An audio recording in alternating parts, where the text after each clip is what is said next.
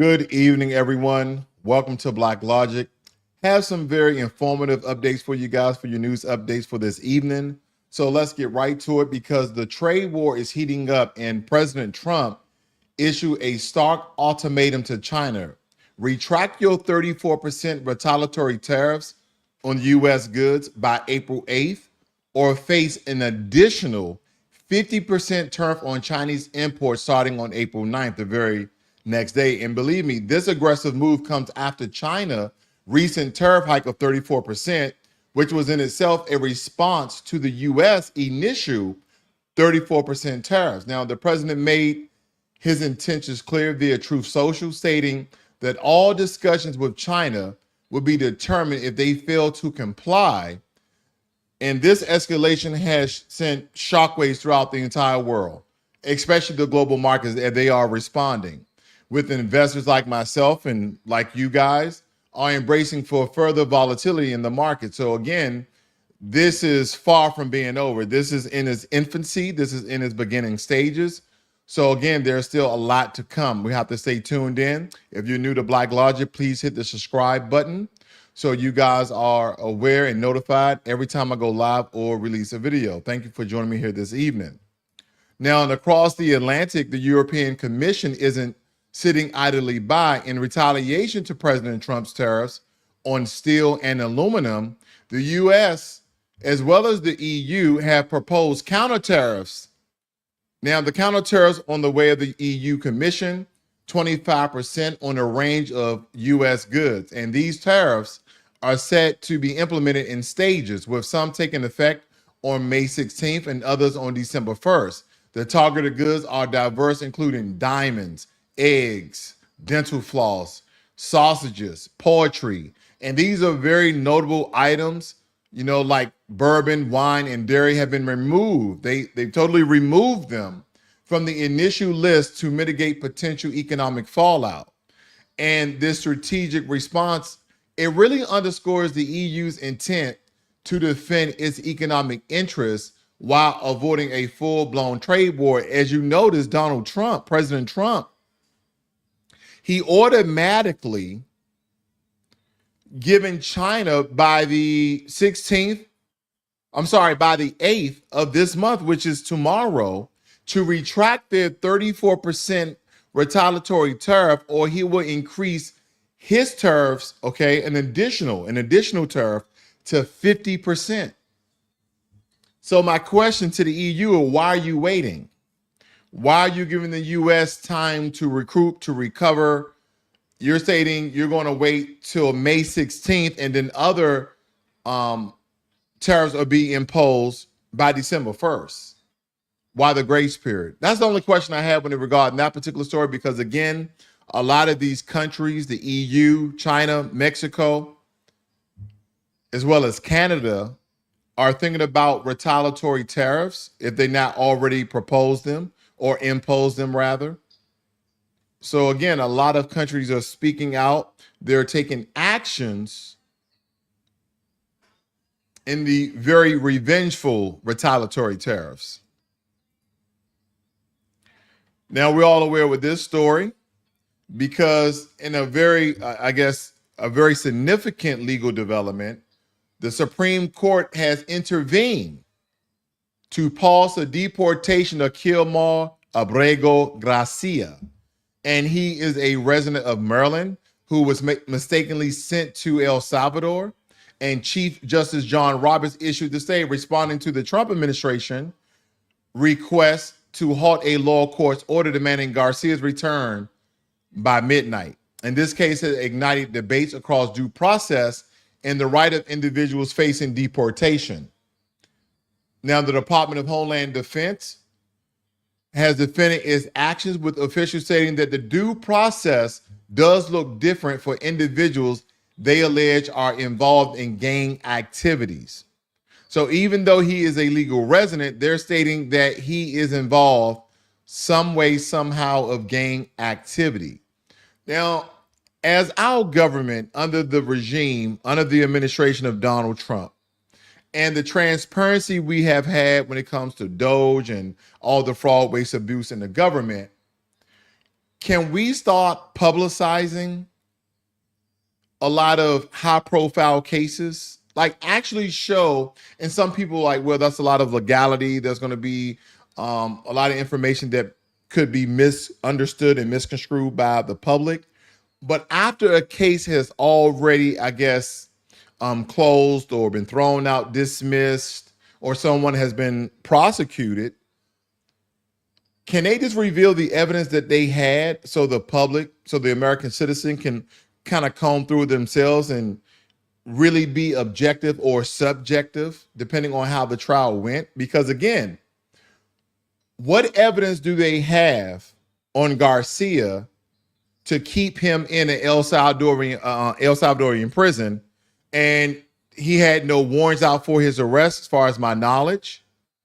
Okay, he had no warrants out for his arrest, but in a mistaken identity, okay, they made a mistake, and he ends up in an El Salvadorian prison, and you're trying to keep him there. We're being so transparent. Just reveal the evidence that you have that he's guilty of said crime. That's only fair, because again, whether you be an American citizen or a resident, a legal resident, do not forget the words of the El Salvadorian president. He's stating that we will take illegal immigrants and we will take American citizens who are the most violent criminals. Okay, well, you state, I'm not a violent criminal. I have nothing to worry about. Well, what if you are gang related, cartel related, 1% white nationalists, black nationalists related to a lot of groups? Then they can essentially make a mistake and you end up in an El Salvadorian prison. And then they say, oh, well, we have possible evidence that he has gang ties or she has gang ties.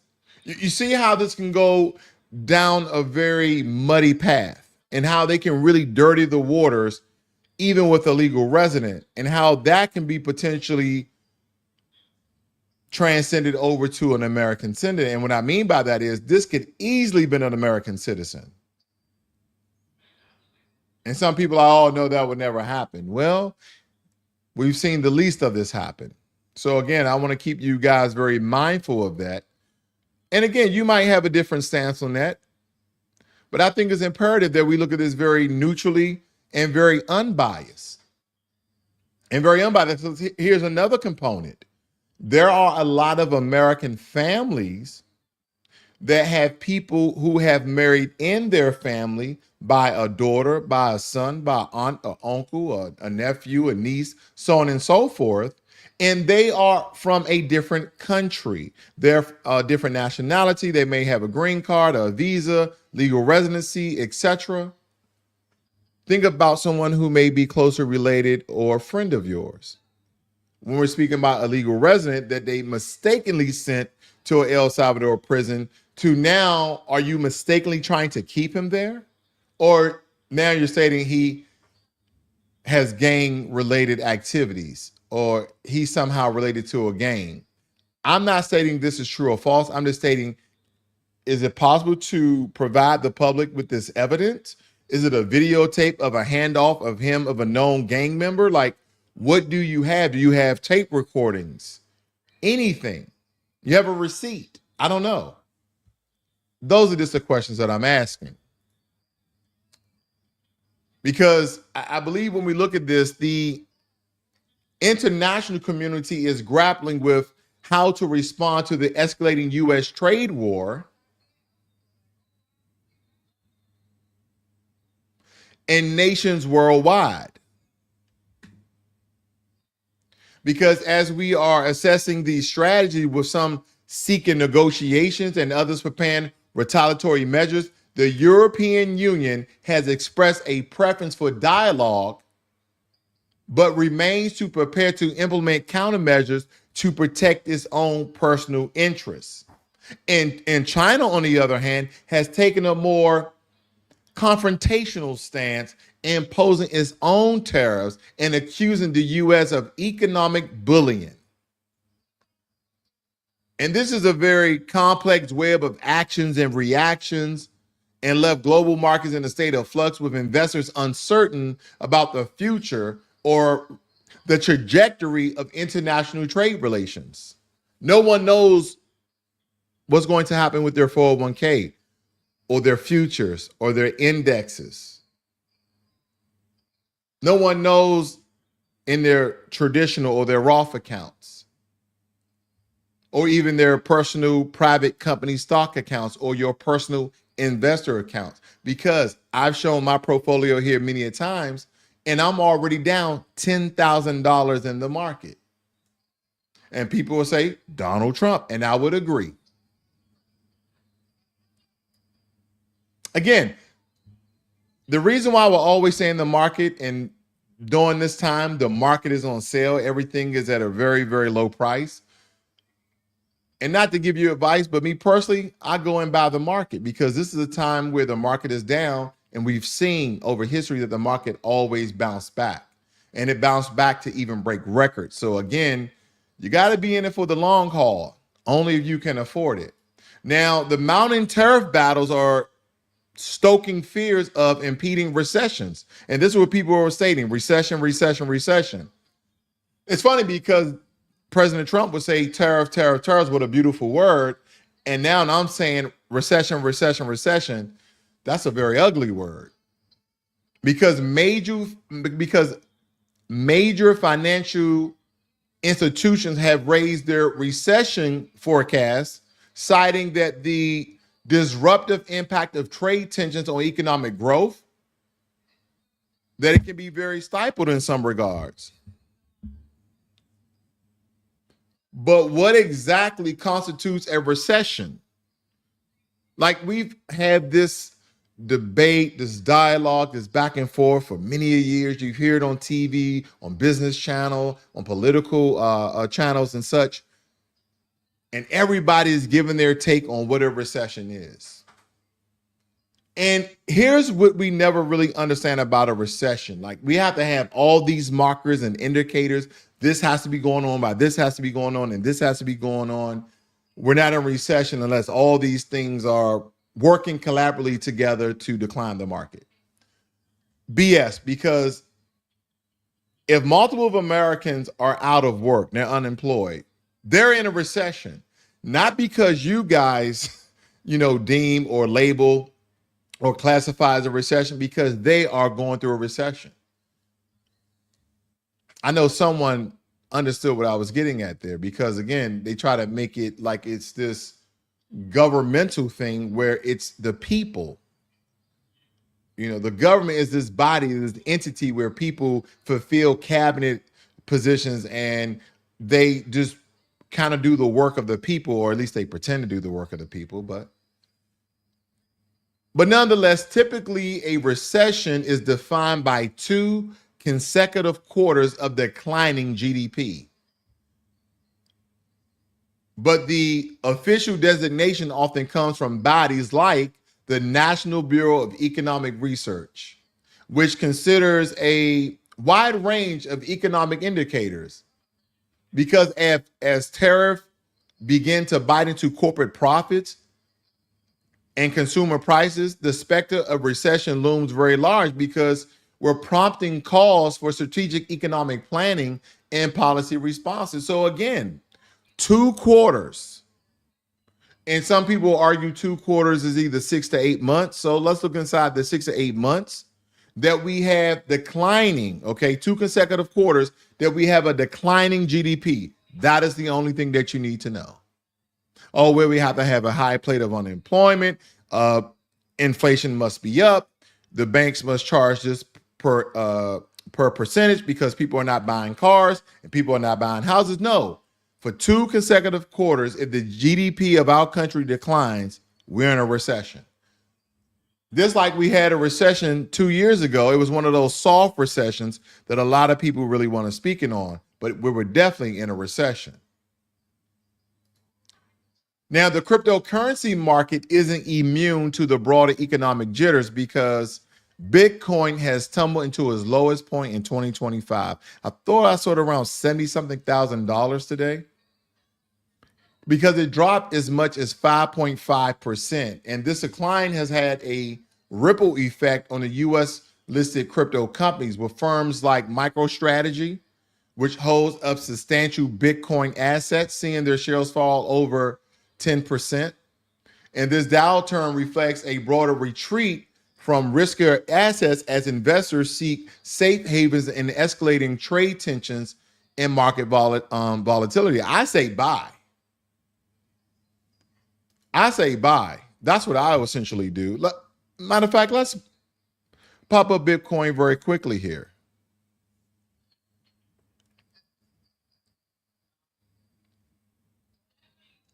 Look like it's went on the positive there. I'm up almost 2%. So let's go to Bitcoin. So, okay, on the upper end of the 70,000, 70,000. And of course, with Bitcoin, if you're not used to investing Bitcoin, you can take $5 to invest in, at least $5 to invest in right here on Robinhood. I'm not promoting, guys. This is one of the platforms I use. Okay, so right now, my total return, I'm still 80% return with Bitcoin, even because I bought it in at $44,000. And do not forget that they are predicting that Bitcoin is going to reach $200,000 by next year or mid next year. So again, even though I bought it in a low point and I just continually to invest little by little, look at me, I don't even have a full share of Bitcoin or a full coin, that is. I'm only at 0.210. Okay, that's a fraction of a coin. But look at my total return. I can cash out and make $7,000 right now. So again, as Bitcoin is not going anywhere for a very long time, it's probably a good thing, if you don't have any cryptocurrencies, to diversify your portfolio. That's all. Just diversify your portfolio. Last but not least, as I told you at the end of these broadcasts, I want to give you either something funny or intriguing or something that sparks your interest. In this case, I'm just going to give you something very intriguing because this is about a Black American who went over to live in Ghana. Now, me personally, I've been to Ghana. When people were given their accounts, when they arrived to the grounds of Ghana, they felt the energy and connection. I didn't feel any of that. I'm not joking. My wife and I and my son, we went to Ghana a couple of years ago. And when I went to the Cape Coast Castle and went to all these historical places in Ghana where Marcus Garvey's was. But nonetheless, excuse me, not Marcus Garvey, I think it was Frederick Douglass. Forgot the person who has a house there. Maybe it's Marcus Garvey. But when I got there, I didn't feel a connection to the ground. It's a very different people. Okay. They look different. We have the same skin complexion. Okay. Without a doubt. But there's different phenotype constructions. And then the most important thing, if we get past all the physical, there was no spiritual connection, number one. Then two, there was no relation of culture. So how many years do Black Americans have to be removed before people stop calling people who are native born to the land? And we're talking about 3, 4, 5 generations back from 1526, from which we can be recorded. How many generations do we have to remove for people to stop saying African American, where we're just American, or if you want to put a race on it, because we do recognize race in America, as a Black American? That's just like saying there's people all over, okay? There's all over that people have come to America, first or second generation from Europe, and no one puts on European American. So we have to fight people that look like us, fight people who are different from us, just so we can drop this. But anyway, I want her to tell you her experience over there in Ghana. I wouldn't move to Ghana. I'm not saying that it's a bad country or anything about the people. I think the people are very nice. They have a very loving culture. Again, from my experience, the people were very nice. Okay. I went to Kenya. The people were very nice. I went to South Africa. The people were very nice. But would I want to live in any of those countries? I think there were certain parts of South Africa that were absolutely beautiful and gorgeous. I could actually see me living there. Now, going back to Ghana, some of my reasoning is because of the bugs. You have to almost sleep in a mosquito net. I'm not stating everywhere, but in the area that I was, our hotels had these nets that you kind of went inside your bed with because, again, mass amount of mosquitoes. I don't know if they crop dust or anything like that to decrease the amount of mosquitoes. And also, they have a lot of red dust that flies through the country, and people are almost washing their cars every day. Again, this is my experience. Not speaking bad down on the country. Also, driving on some of the roads, you can be on a paved road 1 minute, unpaved road the next minute. So that speaks to infrastructure. So again, if I were to ever move outside this wonderful monster that we call America, then there's a lot of things it will have to be comparable to America because this is the standard that I'm used to. But nonetheless, I'll get off my rant and I'll let her tell her accounts. So apparently the Ghanaian government has given out land to African Americans to develop their own community. Like, what is happening here? I'm African American, and this is not even a project that I would be in favor in. Because I can't figure out for the life of me, what is all this segregation about? I'm starting to feel like it's African Americans over here and Ghanaians over here. Like, why are we painting this picture of separation? I feel like it's a common goal to continue to keep us separated as a people. We've been separated since slavery. This is 2025. And you mean to tell me we still can't get this together? See, what's sad is I would expect something like this in America, but I would never expect something like this right in our own country that's full of Black people. This is 2025. South Africa is still experiencing areas where Black people are not welcome. How can a Black person be in Africa and not be welcome in their own country? Like, am I the only one that sees the wrong in all of this? Like, where is the rest of like-minded people? Like, please, where are we? It's time to wake up. And just for the record, I'm never in favor of African Americans being over here and Ghanaians being over here. We are all one people. Who raised y'all? Well, I don't know who raised her, but the all we one people, that's untrue. When you're considering the Black race, yes, we are, but we are very, very different people. See, that is that sort of monolithic sort of mind view that all Black people are the same. And we are absolutely different. Black Americans are different from Black British people. Black British people are different from people who grew up actually on the continent. Caribbean people are different than Black Americans. Caribbeans are different from Africans. They're just different. We're just different people. We're not.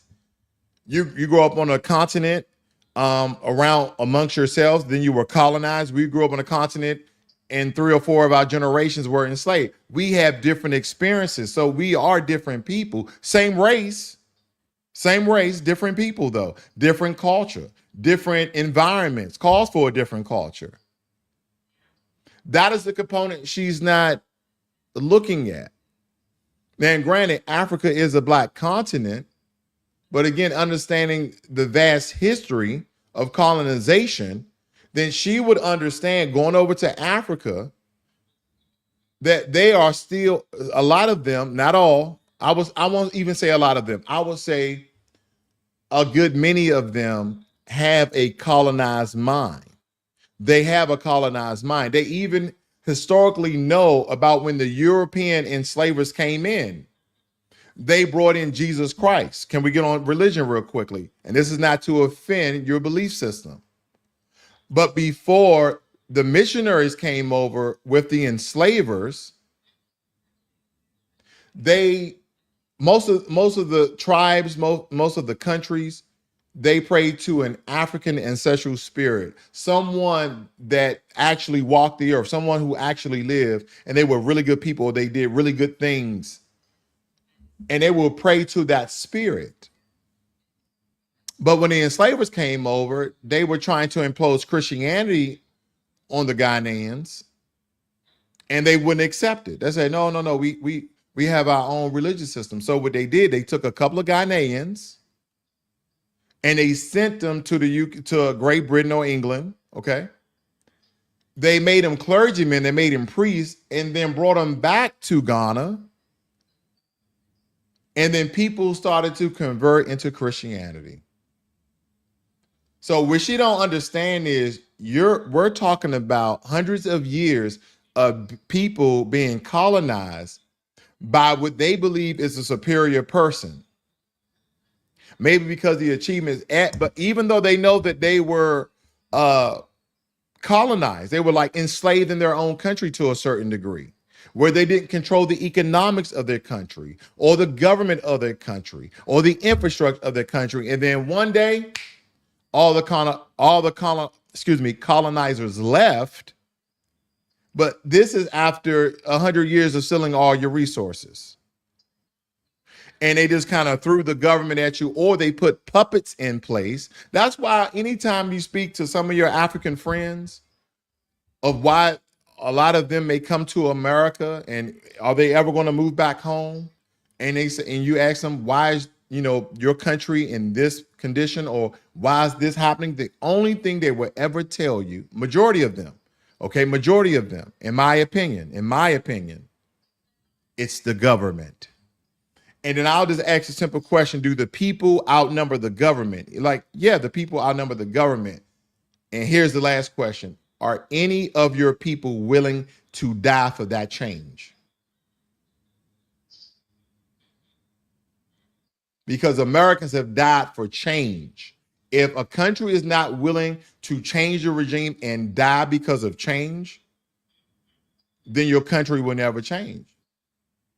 But if you look at the history of America, we either be white or black Americans, we have died to change the country through protests.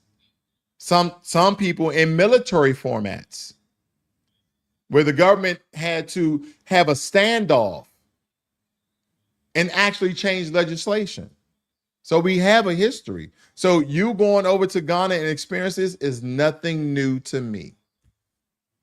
Now, I'm not stating that her experience is a reflection of all Ghanaian people. I would never say that because, again, they're really lovely people. My driver while I was over there was named Eric, very honorable guy. Anybody who wants to go to Ghana, believe me, I will give you his number. Very honorable guy, very trustworthy guy. He protected me and my family, made sure we didn't get ripped off.